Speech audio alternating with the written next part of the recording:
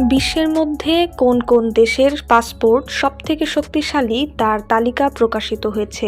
Henley passport index এই তালিকা তৈরি করে। পৃথিবীর যত বেশি দেশে ভিসা ছাড়া যাতায়াত করা যায় তার ভিত্তিতেই কোনো দেশের পাসপোর্ট কতটা শক্তিশালী তা নির্ধারিত হয়। তবে বিশ্বের সবথেকে শক্তিশালী পাসপোর্ট কোনো ইউরোপের দেশের নয়, দক্ষিণ পূর্ব এশিয়ার দেশের। আবার নেপাল, পাকিস্তান, আফগানিস্তান, ইরাকের মতো এশিয়ার দেশগুলির পাসপোর্ট বিশ্বের দুর্বল পাসপোর্টের মধ্যে অন্যতম। হেনলি অ্যান্ড পার্টনার্স এর তথ্য মতে সিঙ্গাপুরের পাসপোর্ট বিশ্বের মধ্যে সবথেকে শক্তিশালী। এই পাসপোর্ট নিয়ে বিশ্বের 195টি দেশে ঘুরতে যেতে পারবেন।